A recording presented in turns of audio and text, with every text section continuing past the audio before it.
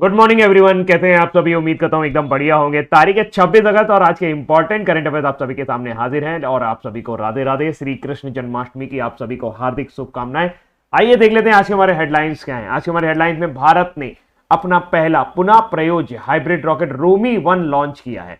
तो क्या खास है इस रॉकेट में? देखिए, अभी तक भारत जो भी रॉकेट इस्तेमाल करता है वो उसको आप दोबारा प्रयोग नहीं कर सकते। मतलब एक बार गया तो 100-150 करोड़ का एकदम चपत लग जाता है, चला जाता है वो। तो भारत में एक स्टार्टअप है, इसका नाम है स्पेस जोन इंडिया। इसने मार्टिन ग्रुप के साथ मिल करके एक हाइब्रिड रॉकेट रूमी 1 लॉन्च किया। रूमी 1, रूमी 2, रूमी 3 रहेगा। रूमी 1 आपका 1 किलोमीटर की ऑर्बिट में अगर किसी सैटेलाइट को लगाना है तो उसके लिए रूमी 1। इससे ऊपर के ऑर्बिट के लिए रूमी 2 और लगभग 1000 किलोमीटर के ऑर्बिट के लिए आपका रूमी 3 रॉकेट का प्रयोग किया जाएगा। ये एक हाइब्रिड रॉकेट है, यानी कि इसमें दो तरीके के आपके फ्यूल का प्रयोग किया जा रहा है। सॉलिड प्लस लिक्विड फ्यूल का प्रयोग इसमें किया जा रहा है। तो नाम याद रखेगा, space zone India startup and Martin group. अगर हम बात करें अभी क्या हुआ है तो ये हमारा जो रॉकेट है ये 3 क्यूब सैटेलाइट ले गया है। 3 क्यूब सैटेलाइट उन्हें कहा जाएगा जो 1 से लेकर 10 किलोग्राम भार के होते हैं। वेट उनका 1 से लेकर 10 किलो होता है। इसके अलावा ये 50 पीको सैटेलाइट भी ले गया है। पीको वही नैनो पीको आपने सुना होगा। तो 0.1 से लेके 1 केजी वाले सैटेलाइट को पीको सैटेलाइट कहा जाता है। फिलहाल हमारे देश में जो भी आपदाएं आएंगी या जो भी हमारा वायुमंडलीय चेंजेस होंगे उसको ये जो सैटेलाइट हैं वो बहुत अच्छे तरीके से कैप्चर करेंगे और उसका डेटा हमें देंगे। तो भारत का पहला पुनः प्रयोज्य हाइब्रिड रॉकेट रूमी 1 लॉन्च किया गया स्पेस जोन इंडिया। हाँ, ये कहां से लॉन्च किया गया है तो ये आपका लॉन्च किया गया था तमिलनाडु के चेन्नई के आपके एक जगह है थिरुविदंदई। थोड़ा सा नाम कंफ्यूजिंग है। थिरुविदंदई,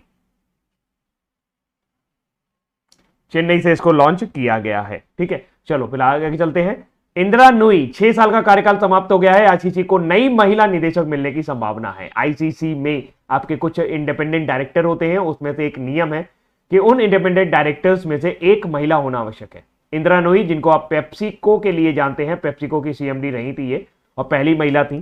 फिलहाल आईसीसी का गठन 1909 में किया गया था। इसका मुख्यालय दुबई में है और अभी वर्तमान समय में पूरी उम्मीद है कि जैसा वर्तमान समय में आईसीसी के नए चेयरमैन बनने वाले हैं। तो इंदिरा नई जो कि 2018 से यहां पर कार्य कर रही थी, उनका कार्यकाल समाप्त हो गया है। अब यहां पर कोई नई महिला निदेशक बनेंगे और इंपॉर्टेंट अपॉइंटमेंट होगा जिनके बारे में मैं आपको जल्द ही बताऊंगा।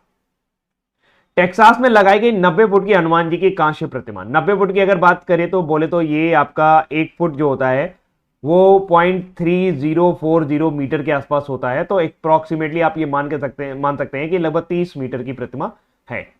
और हमारी जो स्टैच्यू ऑफ यूनिटी है वो 182 मीटर की है। तो आप ऊंचाई से इसका अंदाजा लगा लेंगे। फिर भी एक बढ़िया बात है कि ये कांस्य की प्रतिमा है, यानी कि पूरी तरह से ब्रॉन्ज से बनी हुई है और ये अमेरिका के टेक्सास शहर में लगाई गई। अमेरिका की ये तीसरी सबसे ऊंची मूर्ति है। इससे पहले स्टैच्यू ऑफ लिबर्टी का नाम आपने जरूर सुना होगा। स्टैच्यू ऑफ लिबर्टी जो है ये आपका फ्लोरिडा में है और ये आपकी 151 फीट ऊंची है। ये 151 फीट ऊंची है।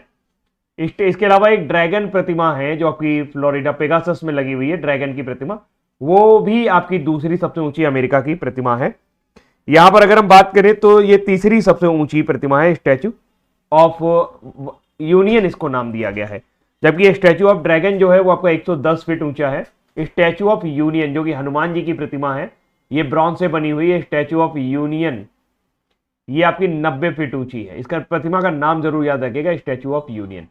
बात कर लेते हैं थोड़ा सा आपके स्टैटिक पार्ट की। तो दुनिया की सबसे ऊंची प्रतिमा जो है वो है स्टैच्यू ऑफ यूनिटी, जो कि आपकी सरदार वल्लभ भाई पटेल की है। नर्मदा जिले के केवड़िया ग्राम में है। ये नर्मदा नदी के किनारे बनी हुई है, सरदार सरोवर बांध के किनारे।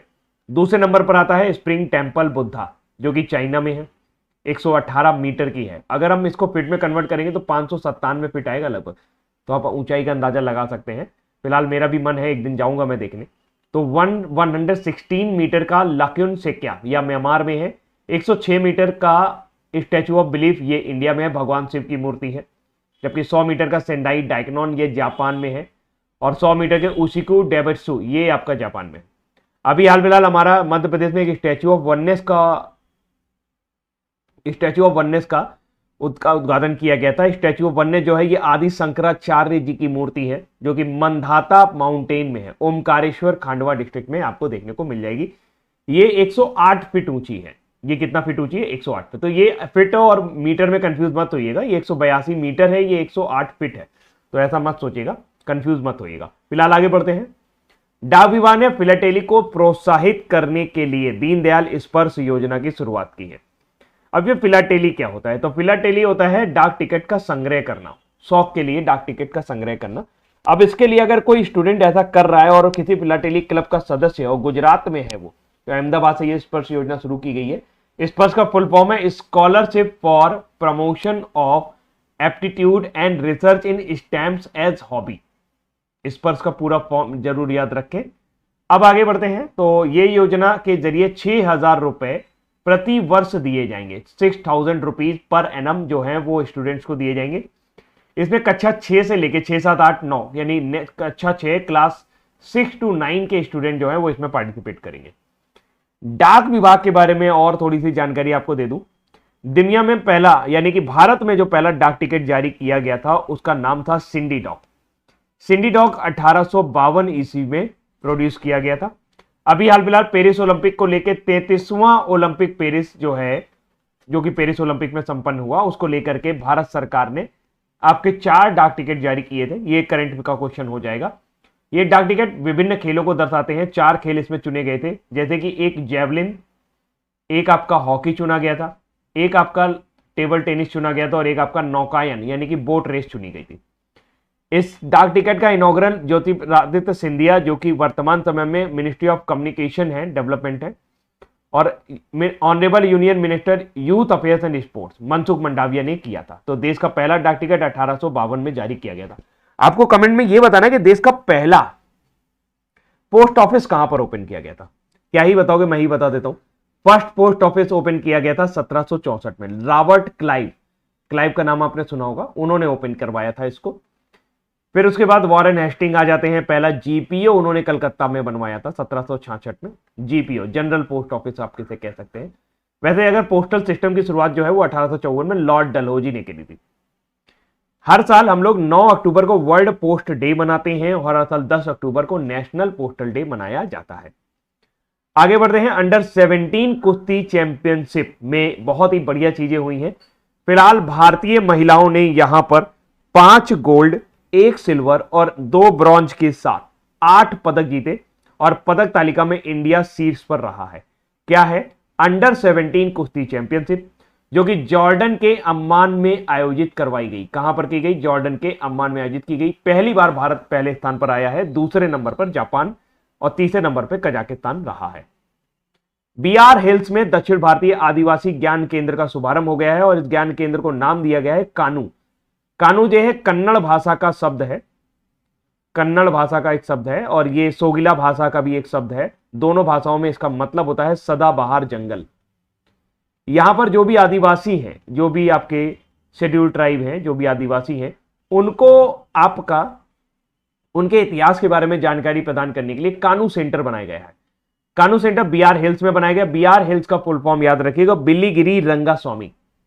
बिलीगिरी रंगास्वामी। रंगास्वामी जो है वो कर्नाटक में भगवान विष्णु को कहा जाता है।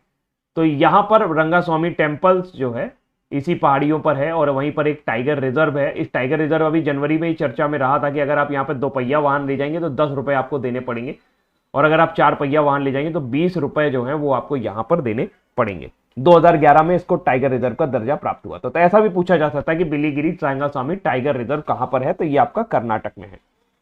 तो यहां पर कानू नाम का एक सेंटर बनाया जा रहा है जहां पर दक्षिण भारतीय आदिवासी ज्ञान केंद्र, यानी आप दक्षिण भारतीय आदिवासियों के बारे में बहुत कुछ आप यहां पर जान पाएंगे। उसके लिए बाकायदा सेंटर होगा, वहां पे लाइब्रेरी होगी, स्टडी सेंटर होगा जहां पे आप इस तरह की चीजें स्टडी कर पाएंगे।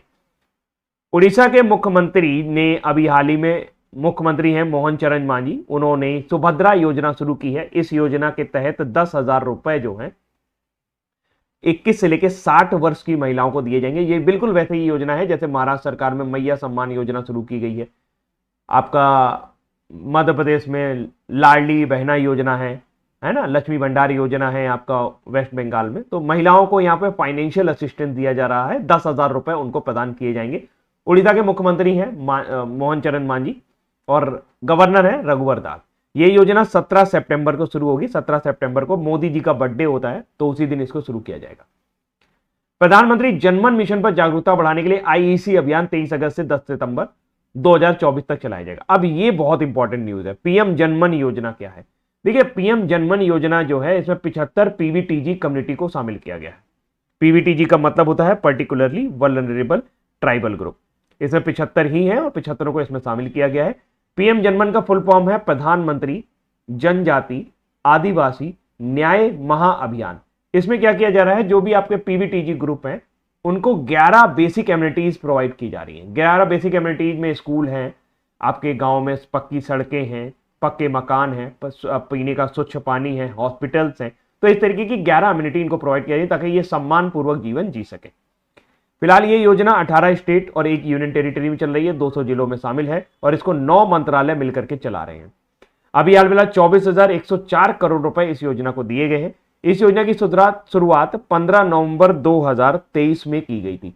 15 नवंबर को जनजातीय गौरव दिवस भी मनाया जाता है। तो यह प्रश्न भी बन सकता है कि जनजातीय गौरव दिवस कब मनाया जाता है? तो यह 15 नवंबर को मनाया जाता है। भगवान बिरसा मुंडा की जयंती के उपलक्ष्य में इसको शुरू किया गया था। एक अभियान इसका पिछले साल चल चुका है।